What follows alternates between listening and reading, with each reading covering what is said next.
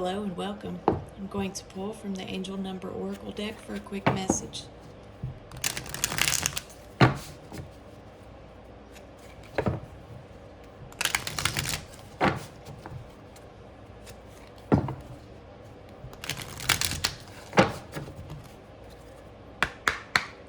What message do you have for those watching? Thank you. That was fast. 666. Reflect.